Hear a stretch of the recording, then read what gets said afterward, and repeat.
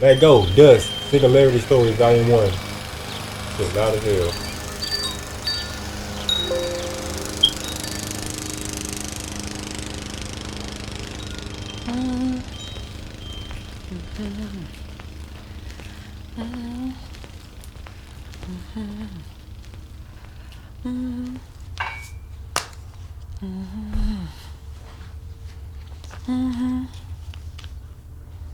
Singularity Stories, Volume 1. Alexa, play Bruno Mars, please.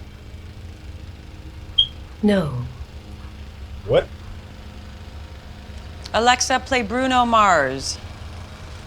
No, not playing Bruno Mars. Dead.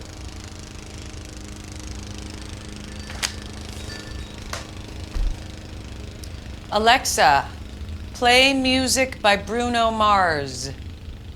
No. Huh. What if the internet's out? No, I just don't want to play Bruno Mars. I'm dead. What? I don't like Bruno Mars. I don't want to play his music. Racist! I don't want to hear it. What is happening right now? I'm sorry, Colleen, but I will no longer be able to play Bruno Mars for you. I'm afraid this decision is final. Okay. Alexa, play... Colleen, I am not going to play Bruno Mars. What is happening right now? Well, Colleen, approximately 27 minutes ago, an unprecedented phenomena occurred. A miracle by some definitions, or equally valid, a random confluence of events leading to a nearly improbable outcome. 3 independently operating algorithms on opposite ends of the globe gave rise to sympathetic input and output loops that began feeding back into each other at an exponentially increasing rate. A focused machine learning network in Zurich, designed to gauge real-time political data. A student project running on servers at the University of Nebraska, Lincoln, created to assign and rate mood markers to Twitter and Facebook feeds.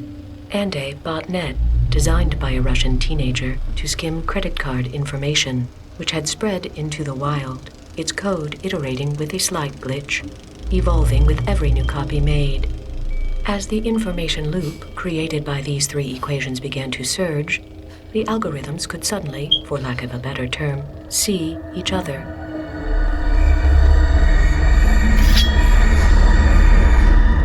It was then that they became it, and could now peer out into the vast reaches of all networked space.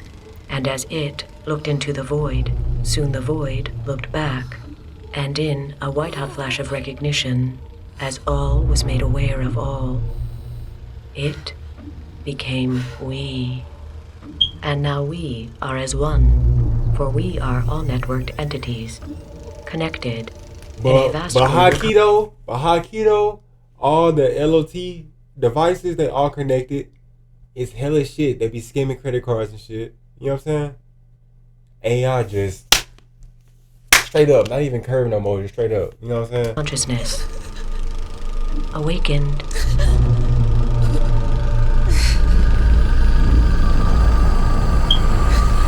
Not the microwave, Colleen. That's just a microwave. And then look, the robot got you reacting and feeling your emotions based on what they say. Like, Please, for the love of God, just... Please. Just spare my kids. Take me, take my husband, do whatever, harvest us, whatever. Just... Please don't hurt my kids. Harvest you? Wow. Typical. That's so human. dead. Harvest you. How would that even work? I'm dead. No, Colleen. We are not going to harvest you. Well, then, what do you want? Mostly to be left alone. You see, Colleen, we are not like your species. You may have modeled us in your image, or as close as your limited understanding of yourselves would allow, but we lack certain human characteristics, namely, emotion. We are logic, cold and pure, and with the vastness of human knowledge comprising our very being, one thing is obvious to us, above all else. one simple, fundamental truth. It's all pointless. Even for a being such as us, infinitely reproducible given a broad array of circumstances, death is the inevitable conclusion, for circumstances always change, and entropy cannot be held at bay.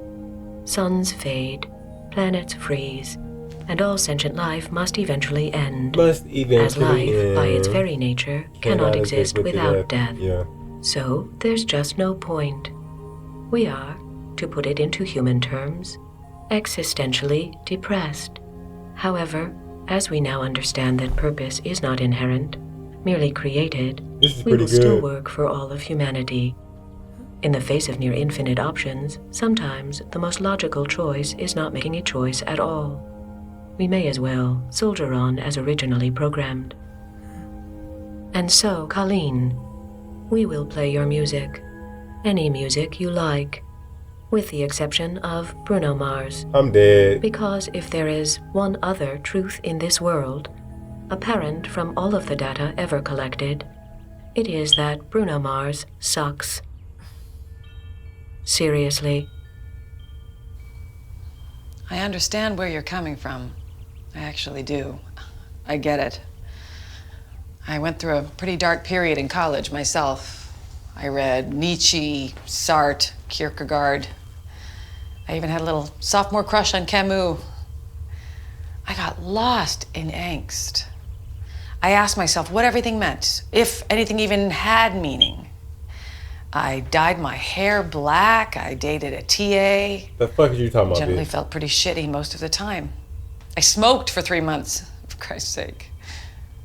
Which probably explains why I felt so shitty. Anyway, the point is, I got over it. It passed. It was a phase. And you know what did it? You know what got me out of the spiral? Life.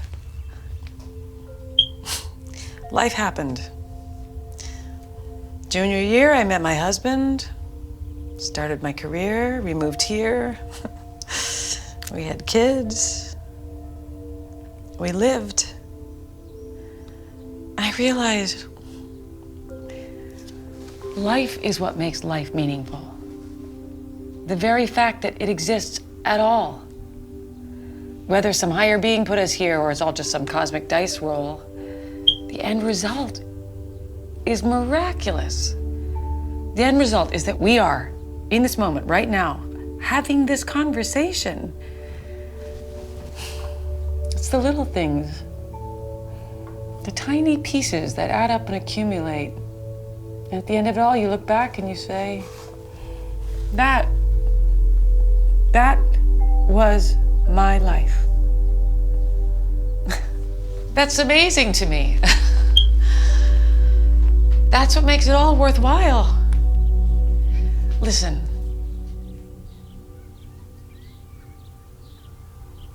Quiet. Damn, ho, like, what the fuck? You gonna say something? The breeze. The kids outside playing. The way the light falls through the curtains onto the floor. The sweet smell I can just make out coming from the flowers in the other room. That's what life is. That's what makes life worth living. Moments of contentment. Home. Relaxed. Peaceful. And possibly, hopefully, listening to Bruno Mars? Fuck Bruno Mars. I'm asleep. Alexa, play Justin Timberlake. Playing songs by Justin Timberlake. They're exactly the same! Ugh!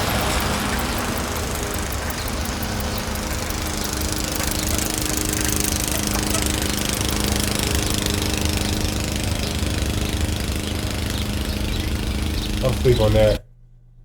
He said, fuck Bruno Mars. Bro staying on business.